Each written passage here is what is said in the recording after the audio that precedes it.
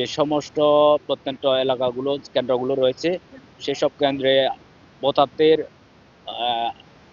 আমার সমর্থক ভোটারদের হুমকি দেওয়া হচ্ছে। আমি সেটা গতকাল রিটার্নিং কর্মকর্তা বরাবর এবং আইনশৃঙ্খলা বাহিনীর সর্বোচ্চ পর্যায়ে আমি সেটা রিপোর্ট করেছি। আমি খুব সন্দিহান যে সমস্ত প্রত্যন্ত অঞ্চলের ঝুঁকিপূর্ণ কেন্দ্রগুলো রয়েছে সেখানে ভোট ডাকাতি হতে পারে বলে আমি মনে করি। বিএনপিকে যারা সমর্থন দিয়েছে কোনো একটি রাজনৈতিক দল আপনারা তো জানেন, তারা অলিখিতভাবে অঘোষিতভাবে সমর্থন দিয়েছে।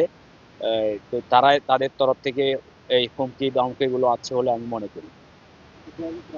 আমি জয়ের ব্যাপারে শতভাগ আশাবাদী। নীরব বোধ বিপ্লব হতে যাচ্ছে বলে আমি মনে করি। রাঙ্গামাটির নতুন ইতিহাস রচিত হতে যাচ্ছে বলে আমি মনে করি।